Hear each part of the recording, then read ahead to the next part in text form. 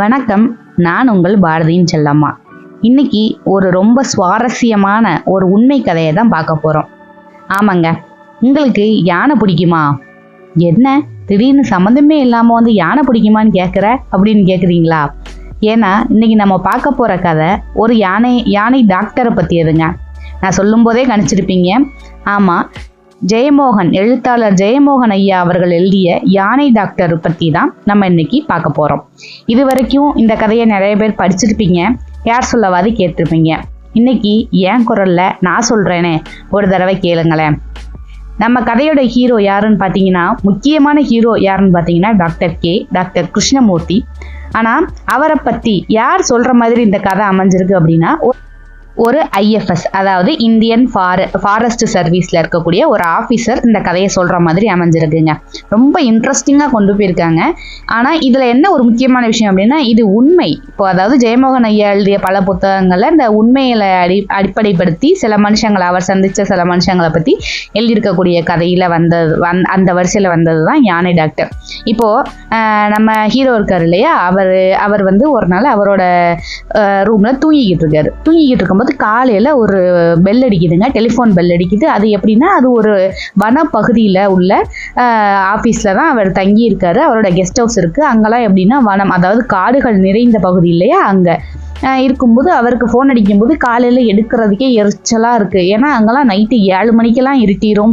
அப்படி இருக்கும்போது இவர் என்னடா அப்படின்னு சொல்லிட்டு அந்த ஃபோனை கஷ்டப்பட்டு எடுத்து பேசினா, அந்த சைடு வந்து அவர் ஃப்ரெண்டு பேசுகிற டே சக்ஸஸ்டா அப்படின்னு சொன்னோன்னே இவருக்கு அப்படியே சந்தோஷம் தாங்க முடியல. நான் வந்து நேற்று மினிஸ்டரை பார்த்து பேசிட்டேன், கண்டிப்பாக நம்ம நினச்சது நடந்துடும், நீ வந்து சந்தோஷமா இரு அப்படின்னு சொன்னோன்னே இவர் அவ்வளோ சந்தோஷத்தில் துள்ளி குதிக்கிறாரு. ஐயா அப்படி சொன்னோன்னே இந்த விஷயத்தை நம்ம அவர்கிட்ட சொன்னால் அவர் இதை எப்படி எடுத்துக்குவாரு? அவர் முகத்தில் ஒரு சின்ன சிரிப்பு வரும்ல, அது போதும் நம்ம அங்கீகாரத்துக்கு, அது போதும் அப்படின்னு நினச்சிக்கிட்டு அவர் வந்து ரொம்ப சந்தோஷத்தில் துள்ளி குதிக்கிறாரு. இந்த விஷயம் சாயங்காலம் ஃபோனில் வந்துடும். பிரசிடென்ட் ஆஃபீஸ்க்கு போயிடுச்சு அப்படின்னா 5:30 நியூஸில் வந்துடும். அந்த விஷயத்தை அவர் பார்க்கும்போது, அவர் கேட்கும்போது, நான் வந்து அவரோட ரியாக்ஷன் என்ன அப்படிங்கிறத பார்க்கணுமே அப்படின்னு சொல்லிட்டு அவருக்கு வந்து சாயங்காலம் வரைக்கும் வெயிட் பண்ணுறதுக்கெல்லாம் மனசே இல்லைங்க. அப்படி என்ன விஷயம் அப்படின்னு கேட்டிங்கன்னா, போக தெரிஞ்சுக்கலாம். உடனே என்ன பண்ணுறது, அப்பத்தான் விடிஞ்சிருக்கு. லேசாக காடுகளுக்குள்ளே எப்படி வெளிச்சம் வரும்னு நமக்கே தெரியும். ரொம்ப லேட்டாக தான் வரும். இவரால் காலையில் எந்திக்கிறாரு, இவரே ஒரு டீ போட்டு குடிக்கிறாரு. குடிச்சிட்டு வேகமாக கிளம்புறாரு. அன்னைக்கு ஃபைல் எதுவும் பார்க்க வேண்டாம் அப்படின்னு நினச்சிட்டு வேகமாக கிளம்பி ஜீப் எடுத்துட்டு சாரை பார்க்குறதுக்கு போகிறாரு. யாரை பார்க்குறதுக்கு போகிறாருன்னா, நம்ம ஹீரோவை பார்க்குறதுக்கு தான் போகிறாருங்க. அப்படி போகும்போது காட்டுக்குள்ளே பாதைக்குள்ளே ஜீப் எடுத்துட்டு ஓட்டிட்டு போகிறாரு. பார்த்தீங்கன்னா ரொம்ப அழகழகான காட்சிகள், இயற்கை காட்சிகள், குரங்குகள், பறவைகள், இது எல்லாத்தையுமே பார்த்துக்கிட்டே போகும்போது இவர் ஒரு ரோட்டில் போகும்போது இவருக்கு ஞாபகம் வருது, முதல்ல நம்ம டாக்டர் கேவை எங்கே பார்த்தோம் அப்படின்னு இவர் யோசிக்கிறாரு. டாக்டர் கேனா டாக்டர் கிருஷ்ணமூர்த்தி. நம்ம வந்து டாக்டர் கேன்னு தான் இதில் குறிப்பிட்டிருக்காங்க. நம்மளும் அப்படியே போவோம். இந்த கதை எங்கே நடக்குது அப்படின்னா, டாப் ஸ்லிப் அப்படிங்கிற ஒரு இடத்துல நடக்குதுங்க. இது எங்கே இருக்குன்னு எனக்கு சரியாக தெரியல, உங்களுக்கு தெரிஞ்சிருக்கலாம் மேபி. அந்த இடத்துல நடக்குது. 4 வருஷத்துக்கு முன்னாடி நம்ம ஹீரோ இந்த இடத்துக்கு வேலைக்கு வரும்போது அந்த இடத்துல தான் டாக்டரை வந்து பார்க்குறாங்க. டாக்டர் கேவை பார்க்கும்போது சரி ஓகே யார் அப்படின்னு கேட்கும்போது சுற்றி உள்ள மலைவாழ் மக்கள்லாம் சொல்கிறாங்க, இவர் தான் வந்து ஆன டாக்டர் அப்படின்னு சொல்லிட்டு இருக்கும்போது இவர் வந்து அதை பெருசாக எடுத்துக்கல. ஏன்னா இவர் வந்து Group 1 சிவில் சர்வீஸ் எக்ஸாம் எழுதிட்டு உள்ளே போயிருக்கிறாரு. உள்ளே போகும்போது இவங்களோட வேலை என்ன அப்படின்னா, தனக்கு கீழே உள்ளவங்களை வந்து வேலை வாங்குறதா வேலை. அதனால சரி நம்ம கண்ட்ரோலில் இருக்கக்கூடிய ஒரு சாதாரண டாக்டர், வனவிலங்குகளை பராமரிக்கக்கூடிய டாக்டர் அப்படின்னு இவர் நினச்சிருக்காரு. அதனால அவரை முதல்ல பார்க்கும்போது அவருக்கு ஒன்றும் பெருசாக தோணலைங்க. சரி ஓகே அப்படின்னு சொல்லிட்டு கிராஸ் பண்ணிட்டு போயிட்டாரு. அப்போ கொஞ்ச நாள் போகும்போது இவர் ஆஃபீஸ்க்கு ஒரு ஃபோன் வருது.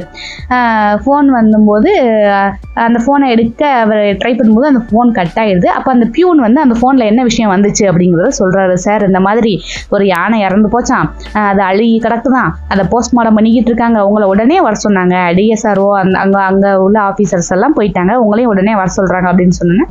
இவருக்கு அதோட சீரியஸ்னஸ் புரியலை. அதனால இவர் பொறுமையாக கிளம்பி போகும்போது அந்த ஸ்பாட்டுக்கு போகும்போது போக போக போக போக நாத்தம் கொட்டலை புட்டுங்குது, கொமட்டி எடுக்குது. ஏன்னா இவர் டைரெக்டாக எக்ஸாம் எழுதி வந்தவர்ல, காடை வந்து புத்தகத்தில் படித்தவர் தானே, அதை வந்து வாழ்ந்த அனுபவம் இல்லைல்ல. இப்போ நம்மளே திடீர்னு காட்டுக்கு போக சொன்னால் நமக்கு எப்படி இருக்கும்? ஒரு எலி செத்தா கூட நம்மளால அந்த நாத்தம் தாங்க முடியல. அங்கே யானையே செத்து கிடக்கு, அதுவும் அழுகி போய் கிடக்குதாங்க. தூரத்துலேருந்து பார்க்கும்போதே இவருக்கு கொமட்டிக்கிட்டு வருது. அப்படி ஒரு மாதிரி உருள்றாரு, பரல்றாரு. என்ன பண்ணுறது அப்படின்னா, இதில் ஒரு ஆஃபீஸர் வேற. இவர் மயக்கம் போட்டு விழுந்தாருன்னா கெத்து பேருமேட்டு முடிஞ்ச அளவுக்கு மெயின்டைன் பண்ணி பார்க்குறாரு, முடியலை. என்ன ஆயிடுச்சு அப்படின்னா, வாந்தி வந்துருச்சு, தலை சுற்றிருச்சு. வாந்தி எடுத்துட்டு மயக்கம் வராமல் கண்ட்ரோல் பண்ணிட்டு வந்துட்டாரு. சரி ஓகே அப்படி சொல்லிட்டு இன்னும் கொஞ்சம் பக்கத்தில் போய் பார்த்தா அவங்க வந்து போடுறதுக்கு ஒரு மாஸ்கெல்லாம் கொடுக்குறாங்க. ஆனால் அதெல்லாம் தாண்டி கொமட்டுது. இதில் இன்னொரு விஷயம் என்னென்னா, பக்கத்தில் போக போகத்தான் தெரியுது அந்த யானை செத்து பல நாள் ஆயிருக்கும் போல். செத்த யானைக்கு மேலே வந்து சும்மாவே ஒரு எலி செத்துனால எவ்வளோ புழு வருதுங்க. அது யானையே செத்து கிடக்கு அப்படின்னா அதில் எவ்வளோ இருக்கும்? அப்படியே மலை மாதிரி வந்து புழு வந்து குஞ்சு கிடக்குதான். அதுக்கு நடுவில் நின்று ஒரு மனுஷன் அந்த யானைக்கு வந்து போஸ்ட்மார்ட்டம் பண்ணிக்கிட்டு இருக்காரு. இதை பார்த்த உடனே இவருக்கு வந்து இது பண்ணவே முடியல. அந்த புழுவெல்லாம் அவர் மேலே ஏறுது, அவர் தட்டி தட்டி விடுறாரு. திடீர்னு பார்த்தா கிரு கிரு கிரு கிருன்னு தலை சுற்றுறது. மனுஷன் வந்து மயங்கிட்டாருங்க. இவரை வந்து அங்கே சுற்றி இருந்தவங்களாம் எப்பா இவரை வந்து தூக்கிட்டு போங்கப்பா அப்படின்னு சொன்னோன்னே இவங்க வந்து தூக்கிட்டு போகிறாங்க. தூக்கிட்டு போகிற வழியிலே அவர் வந்து அரை மயக்கத்தில் இருக்கும்போதே அவருக்கு அப்படி என்ன தோணுதுன்னா, அவர் போட்டிருக்க சட்டையெல்லாம் புழுவாக இருக்க மாதிரி, அவர் போகிற ஜிப்பெல்லாம் புழுவாக இருக்க மாதிரி அப்படி தோணுது. ஒரு வழியாக வீட்டுக்கு கொண்டு போய் போடுறாங்க. அங்கே போய் பார்த்தா ஒரே புழு. இது படிக்கும்போது எனக்கு என்ன ஞாபகம் வந்துச்சு அப்படின்னா, ஒரு தடவை சென்னையில் இருக்கும்போது ஃப்ளட்டு வந்துச்சு இல்லையா, அப்போ வந்து ஒரு ஒரு ஃபோட்டோ வந்து ஸ்ப்ரெட் ஆகிட்டு இருந்துச்சு. என்ன அப்படின்னா, ஏதோ ஒரு பூச்சி வித்தியாசமாக வந்து இருக்குது, அது கடிச்சிருச்சு அப்படின்னா கை காலெலாம் ஒட்டையாக உழுகுது அப்படின்னு. எனக்கு அதை பார்த்தாருன்னா எனக்கே ஒமட்டிக்கிட்டு வந்துருச்சு பார்த்துக்கங்க. அதுக்கப்புறம் நான் என்ன இப்படி மனசை மாற்றிக்கிட்டேன்னா, அந்த ஓட்டையெல்லாம் பார்க்குறதுக்கு எனக்கு மனசு ஒப்பலை, சாப்பிடல 2 நாளாக அந்த மாதிரி ஒரு மாதிரி ஒமட்டிக்கிட்டே இருந்துச்சு. கடைசியாக தேனடை இருக்குது பார்த்தீங்களா, அந்த மாதிரி இருந்துச்சு. கடைசியாக என்னன்னா, நான் மட்டும்தான் அந்த ஃபோட்டோவை பார்த்து இப்படி கொமட்டி இருந்திருக்கேன். பார்த்தா நிறைய பேர் அது மாதிரி பாதிக்கப்பட்டிருக்காங்க. சொன்னாங்க, என்கிட்ட ஷேர் பண்ணாங்க. நானும் சொன்னேன், ஆமாம் எனக்கும் இப்படி தான் இருந்துச்சு அப்படின்னு. அதே மாதிரி அவர் கண்ணுக்கு நேராக பார்த்துருக்காரு இல்லையா, அதனால அவர் அதுலேருந்து நீளவே முடியலை. நைட்டு போகிறாரு, அங்கே இருக்க அதாவது சரக்கு இருக்கும் பார்த்தீங்களா, அதெல்லாம் வந்து அவர் குடிக்கிறாரு. சரக்கோட போதை ஏறுதே தவிர போதையில் கூட புழுதான் வருது. சரி ஓகே அப்படின்ட்டு நடுராத்திரி எழுந்திரிச்சு சாப்பிட்றதுக்கு தட்டெடுக்கிறாரு. அப்போவும் பார்த்தா அதுலேயும் வந்து சாப்பாட்லேயும் வந்து வெள்ளை அரிசி தானே, சாதம் தானே, அதை பார்த்தாலும் அவருக்கு வந்து புழுவாக தோணுது. அதுலேயே என்ன பண்ணுறாரு, வாந்தி எடுத்து வச்சுட்டு போயிடுறாரு. மறுநாள் காலையில் காய்ச்சல் கொதிக்குது. மனுஷன் அதையும் பொருட்படுத்தாமல் ஆஃபீஸ் போயாச்சு. இப்போ வந்து யார் அவர் அப்படின்ட்டு விசாரிக்கும் போது அப்போ தான் முதலாக சொல்கிறாங்க, அவர் டாக்டர் கே, யானைகளோட டாக்டரு. அதாவது வனவிலங்கு இதில் வந்துட்டு டாக்டராக ஒர்க் பண்ணுறாரு. ஃபஸ்ட்டு எல்லா விலங்குகளுக்கும் பார்த்துக்கிட்டு தான் இருந்தார், இப்போவும் பார்க்கத்தான் செய்கிறாரு. ஆனால் அவர் கொஞ்சம் கொஞ்சமாக யானைகளை ட்ரீட் பண்ணுறதுல ஸ்பெஷலிஸ்ட் ஆகிட்டார்.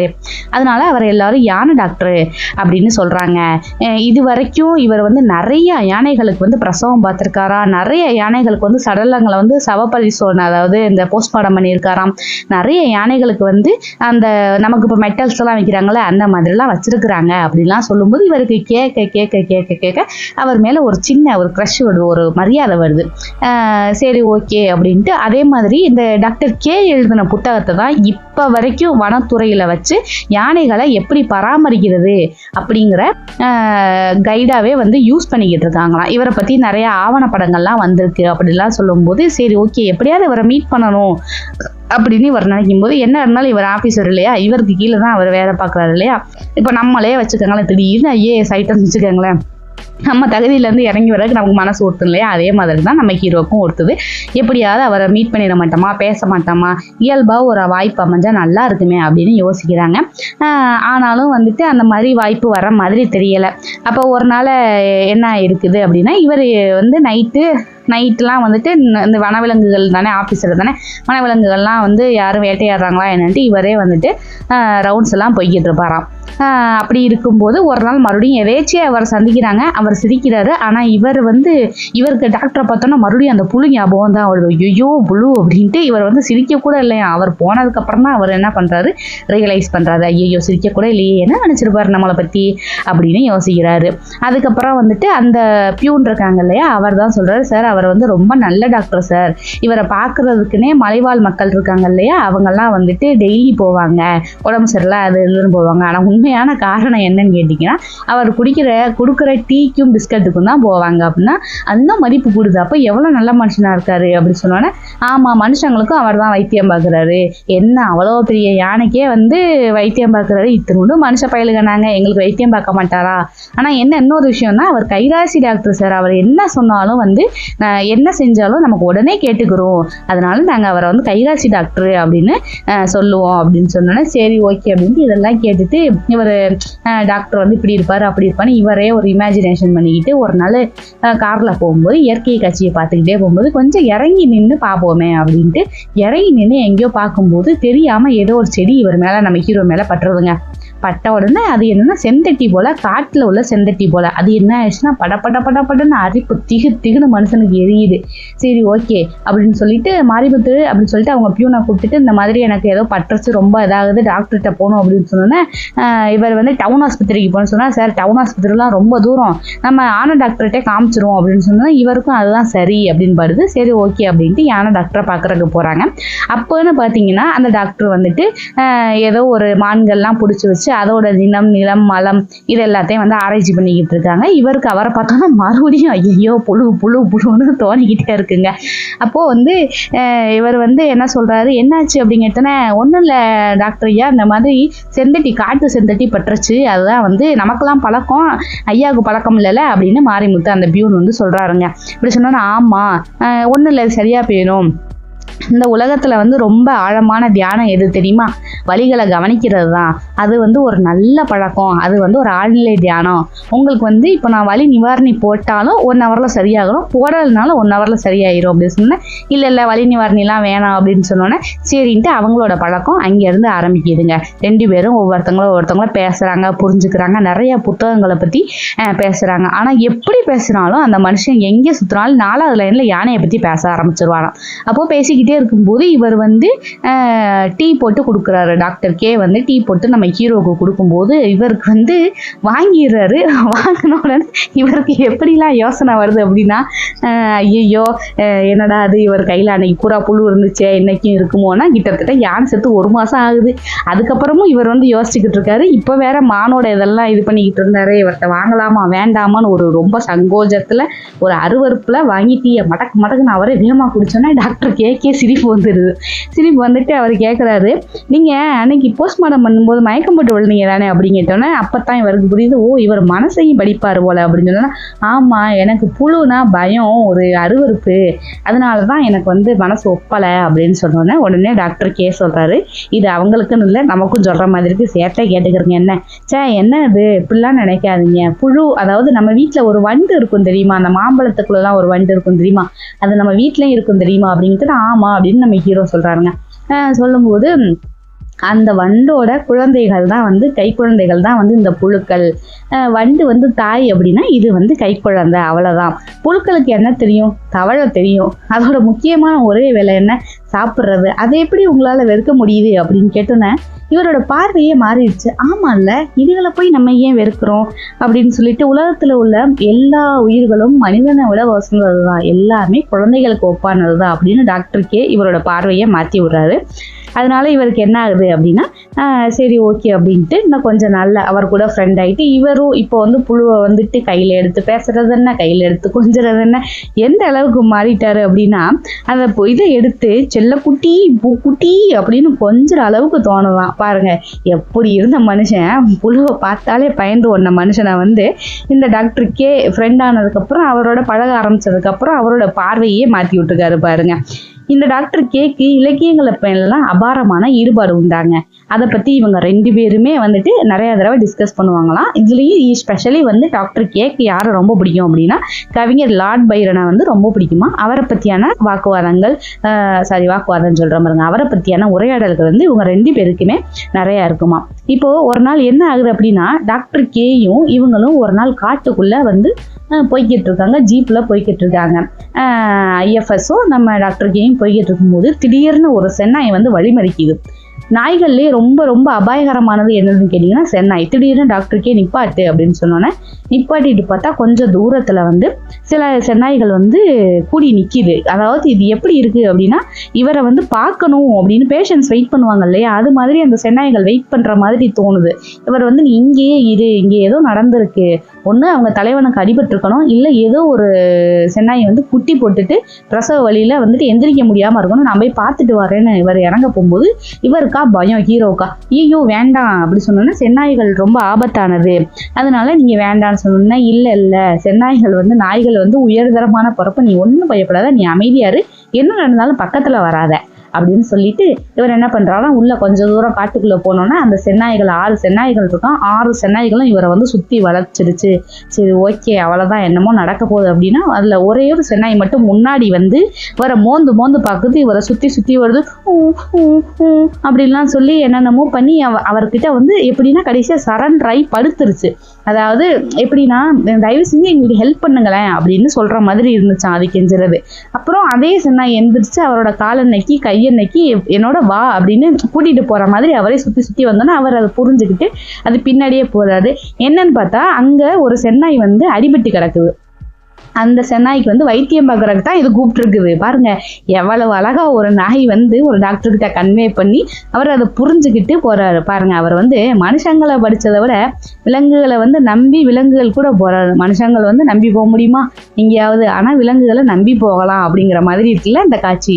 அவர் போயிட்டு வைத்தியம் பார்த்துட்டு வந்தோடனே டாக்டர் ஐஎஃப்எஸ்கிட்ட வந்து சொல்றாரு, என்னாச்சு அப்படின்னு நம்ம ஹீரோ கேட்கும்போது இவர் சொல்றாரு, ஒன்றும் இல்லை, அவங்க தலைவனுக்கு வந்து அடிபட்டுருச்சு, அதனால வைத்தியம் பார்க்கறதுக்கு வந்து என்னைய கூப்பிட்டுட்டு போறாங்க அப்படின்னு சொன்னோன்னே இவருக்கு வந்து ஆச்சரியம் தாங்கலை. உங்களை அதை அடையாளம் கண்டது ரொம்ப அமேசிங்காக இருந்துச்சு அப்படின்னு சொன்னோன்னே, நான் என்னன்னு நினைச்சேன், நீ என்னமோ வந்து மனுஷன் வந்து அவன் பெரிய புடிங்கின்னு நினச்சிக்கிட்டு இருக்கான். ஐயோ நான் சொல்லலைங்க, புக்கில் இருக்கு, என்ன தப்பா நினச்சிக்கிறாரு, இங்கே நினச்சிக்கிட்டு இருக்கான். மிருகங்களுக்கு ஆத்மா கிடையாது, பகுத்தறிவு கிடையாது, இதெல்லாம் எதுவுமே அவனோட அன்பு கிடையாது அப்படின்னு மனுஷன் வந்து எச்சத்தனமாக நினச்சிக்கிட்டு இருக்கான் அப்படின்னு சொன்ன உடனே, ஆனால் நாய்கள் வந்து எப்படின்னா ஒரு கடவுளோட ஒரு துளின்னு வச்சுக்குவேன், தன்னுடைய உரிமையாளனுக்கு ரொம்ப ரொம்ப ரொம்ப ரொம்ப உண்மையாக இருக்குங்க. அவன் போட்ட ஒரு பிடி சோறுக்காக ரொம்ப கடைசி வரைக்கும் ஆமா தானே, நாய்னா நன்றி உள்ளது தானே, அதைத்தான் அவரும் சொல்றாரு.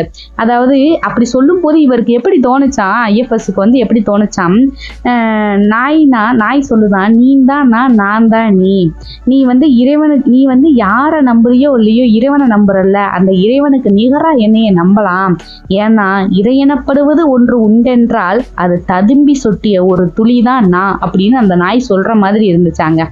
சரி ஓகே அப்படின்ட்டு அப்போ ஒரு நாள் வந்து என்ன நடக்குது அப்படின்னா, இவங்க பேசிக்கிட்டே வரும்போது டாக்டர் சொல்றாரு, இந்த மாதிரி மனிதர்கள் வந்து ரொம்ப மகா மட்டமானவர்கள், காட்டுக்குள்ள வர்றாங்க, டூருக்கு வர மாதிரி வர்றாங்க, என்ஜாய் பண்றோன்னு சொல்றாங்க, கண்டதையும் திங்கிறானுங்க, எல்லாத்தையும் தூக்கி காட்டுக்குள்ள போடுறானுங்க, எவ்வளவோ மது பாட்டில்களை போடுறாங்க, அது அந்த விலங்குகளுக்கு எவ்வளவு ஆபத்தை ஏற்படுத்தும்னு ஒரு நாளாவது யோசிச்சு பார்த்துருக்காங்களா அப்படின்னு சொல்றாங்க. நம்மளே யோசிச்சு பாருங்களேன், டூருக்கு போறோம் அப்படின்னா உடனே நம்ம ரொம்ப என்ஜாய் ஆயிரும், அங்க போயிடும் கத்துறோம், சில பசங்களா இருக்கட்டும், சில பேர்லாம் கெட்ட வார்த்தைலாம் சொல்லி திட்டுறதெல்லாம் நம்ம கேட்டிருக்கோம், மலையில எதிரொலிக்கும், அந்த மாதிரிலாம் செய்வாங்க.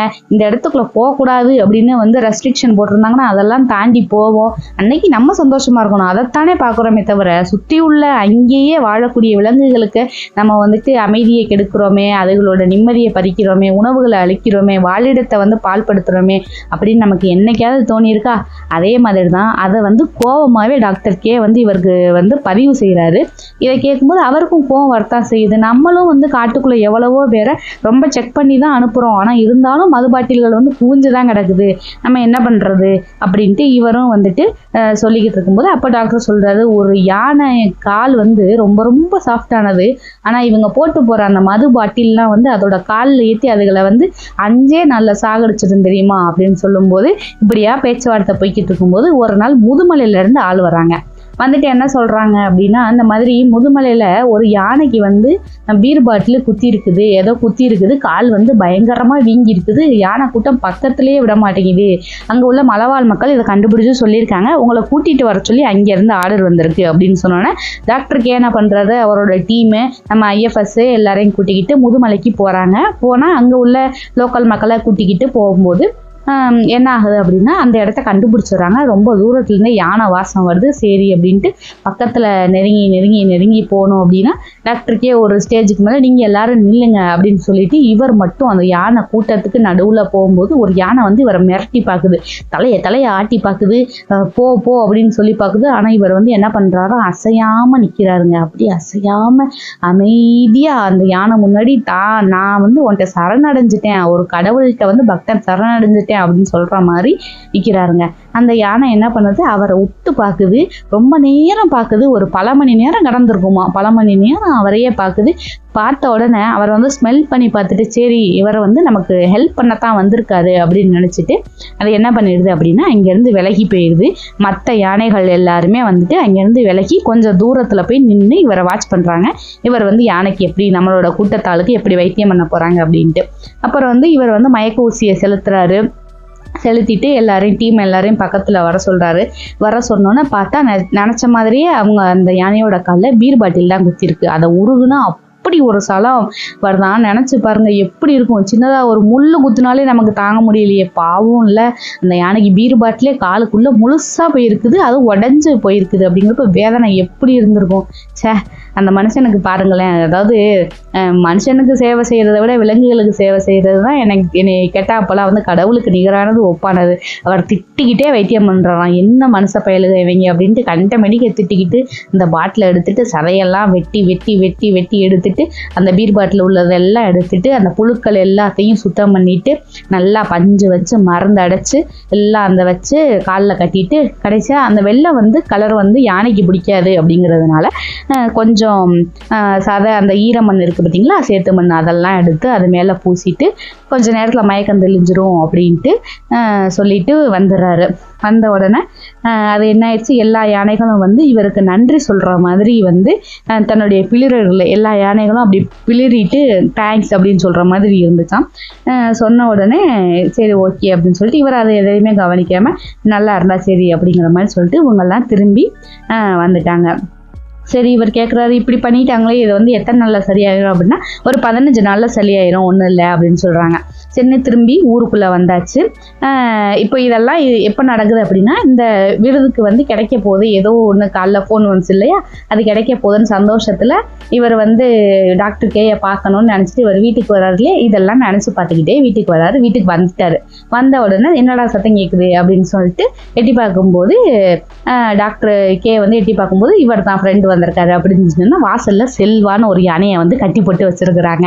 கட்டி போட்டு வச்சிருந்தோன்னா அது வந்து இவரை பார்த்தோன்னா ஹாய் அப்படிங்கிற மாதிரி அவங்க தும்பிக்கையை தூக்கி காமிக்கிறாங்க. இவங்களும் ஹாய் அப்படி சொல்லிட்டு உள்ளே போகிறாங்க. போன உடனே இவருக்கு வந்து சந்தோஷம் தாங்கலை. இவர் ஏதோ பண்ணியிருப்பார் போல், என்னன்னு தெரியல, என்னன்னு சொல்லலாம் நமக்கு. சந்தோஷம் தாங்கலை. வந்து டாக்டர்கிட்ட வந்துட்டு நம்ம எப்படியாவது அவரை வந்து பெருமைப்படுத்திடணும், எப்படியாவது இவர் இருக்கிறத வந்து நிறைய பேருக்கு தெரியப்படுத்திடணும் அப்படின்ட்டு இவர் செய்கிற டீ போடுறாரு. கையெல்லாம் நடுங்குது. உடனே டாக்டர் அவர் கவனிக்கிறாரு. என்ன கையெல்லாம் நடுங்குது, என்ன லவ் பண்ணுறியா மேன் அப்படிங்கிற. ஐயோ டாக்டர் அதெல்லாம் இல்லை அப்படின்னு சொன்ன உடனே அப்புறம் வந்துட்டு இவரால் மறைக்க முடியல. என்ன அப்படிங்கிட்ட இந்த மாதிரி நான் வந்து உங்களுக்கு பத்மஸ்ரீ விருதுக்காக அப்ளை பண்ணியிருந்தேன். அது வந்து எப்படியும் இன்னைக்கு 5:30 உங்களுக்கு கன்ஃபார்ம் ஆயிடும், உங்களுக்கு பத்மஸ்ரீ அவார்டு கிடைக்க போகுது. ஃபஸ்ட்டு ஒரு தடவை அப்ளை பண்ணி அது கிடைக்கல, ஆனால் இந்த தடவை கண்டிப்பாக கிடைச்சிடும் அப்படின்னு சொன்னேன். இவர் என்ன எதிர்பார்த்தாரு, அவர்கிட்ட இருந்து ஒரு சிரிப்பு, அவ்வளோதான். அதுக்கப்புறம் அவர் தன்னால் ஏதாவது ஒரு பேசுறதுக்கு போயிடுவார் அப்படின்னு இவர் நினச்சாரு. ஆனால் வந்து மாறா என்ன நடக்குது அப்படின்னா அவர் வந்து ரொம்ப கோவப்படுறாரு. என்ன நான் வந்து உன்னை எவ்வளோ பெரிய இடத்துல வச்சுருந்தேன் தெரியுமா, உன்னை எப்படி யோசிச்சிருந்தேன் தெரியுமா, நீ என்ன மற்ற மனுஷங்களை மாதிரியே இருக்க.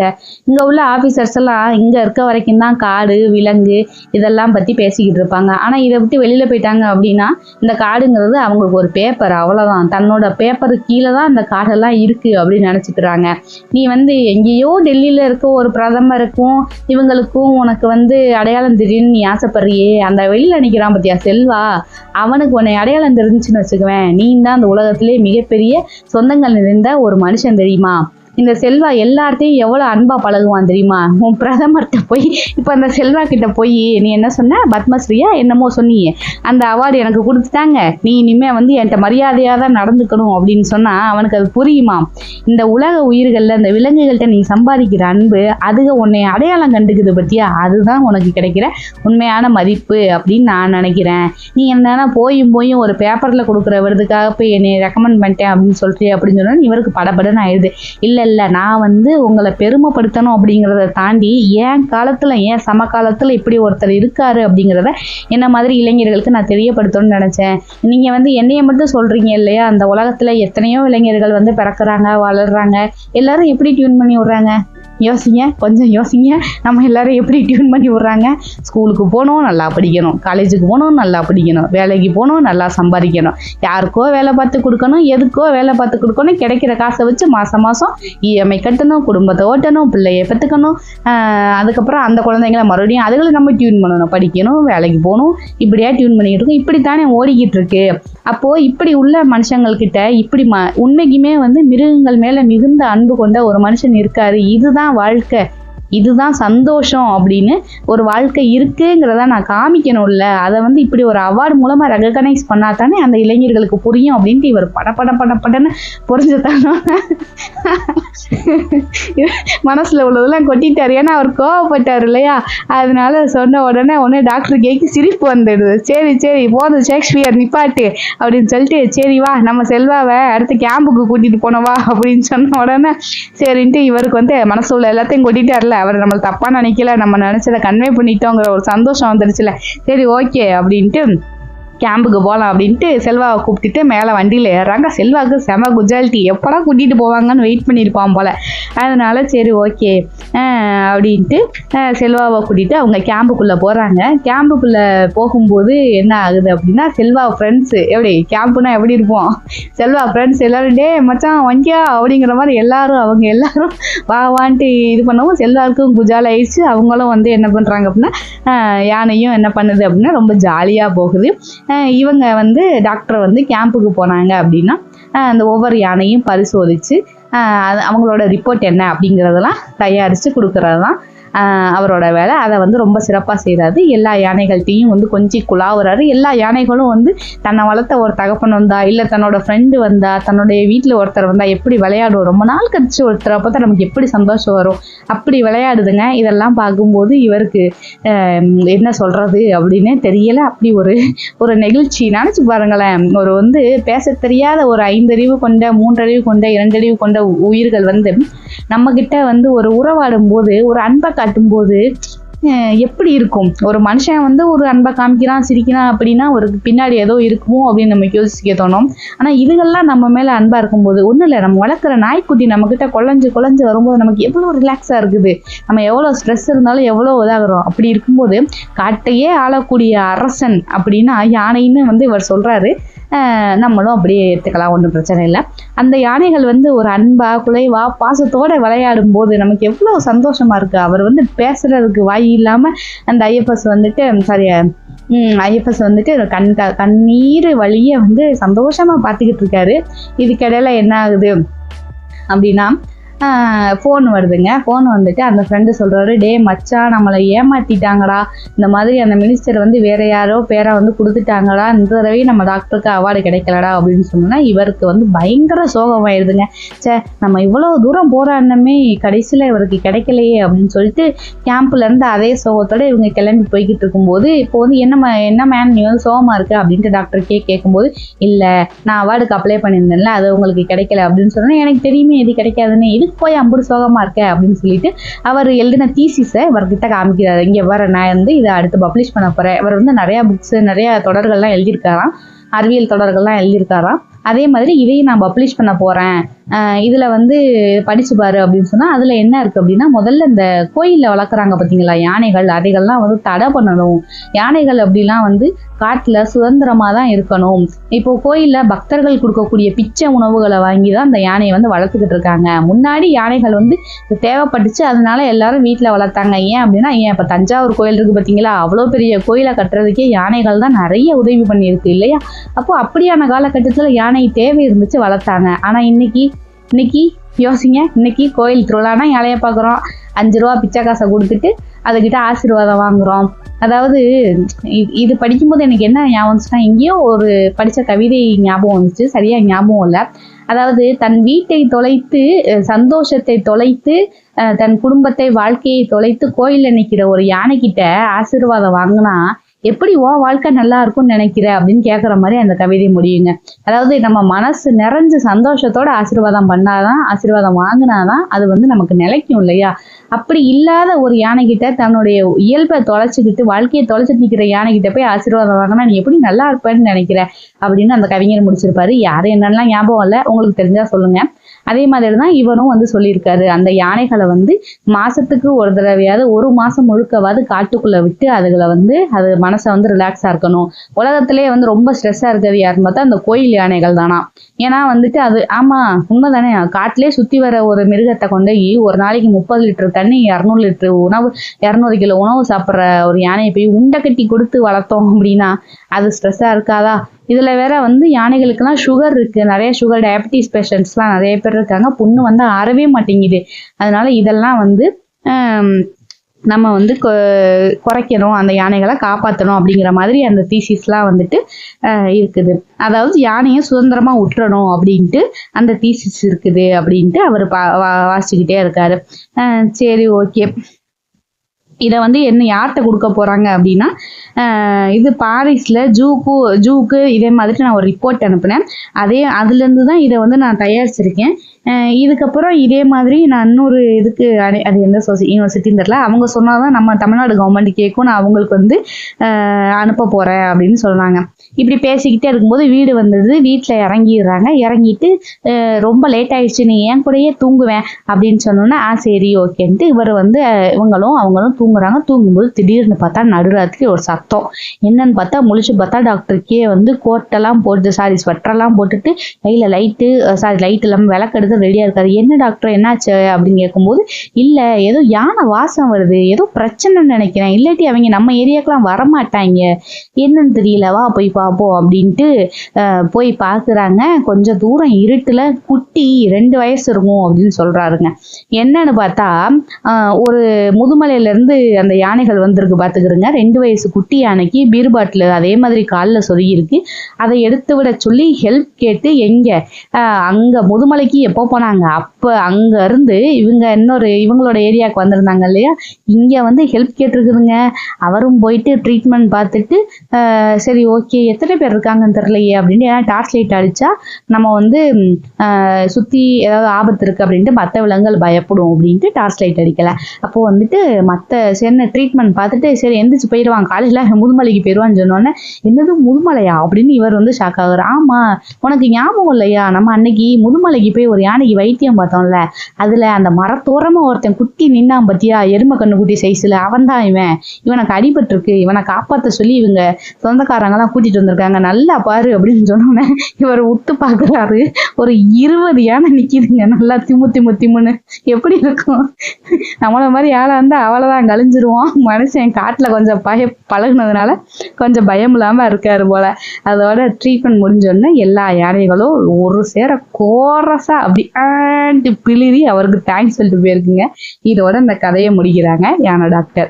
இப்போ இவர் டாக்டர் கிருஷ்ணமூர்த்தியை பத்தி சின்ன டீட்டெயில்ஸ் கொடுத்துருக்காங்க, கேளுங்க. இவர் 1923ல இருந்து 2002 வரைக்கும் தமிழக வனத்துறையில பணியாற்றிய விலங்கியல் மருத்துவராம், இலக்கிய ஆர்வம் கொண்டவராம். இவருக்கு வந்து நம்ம முன்னாடியே சொன்ன மாதிரி லார்ட் பைரனின் கவிதைகளையும் சங்க இலக்கியத்திலையும் ஆர்வம் அதிகமாம். யானைகளுக்காகவே தன் வாழ்நாளை அர்ப்பணித்துக் கொண்டவராம். யானைகளின் உடல்நிலையை பேணுவதற்காக இவர் உருவாக்கிய விதிமுறைகள் தான் இன்றளவிலையும் இந்த ஃபாரஸ்ட் டிபார்ட்மெண்ட்ல கைடா இருக்கு அப்படிங்கிற மாதிரி சொல்லியிருக்காங்க. இவருக்கு வந்து ஒரு விருது கூட கிடைக்கலையா அப்படின்னு கேட்டீங்கன்னா கிடைச்சிருக்குங்க. 2000 வருஷம் வனப்பேணுனர்களுக்கு வழங்கப்படும் மிக உயரிய விருதான வேணுமேனன் ஏலிஸ் விருது வந்து இவருக்கு கொடுத்துருக்குறாங்க. இத்தோட இந்த புக்கு முடியுதுங்க. எப்படி இருந்துச்சு கதை? ரொம்ப வளவலா கொலான்னு இருந்தாலும் மன்னிச்சுக்கிறேங்க.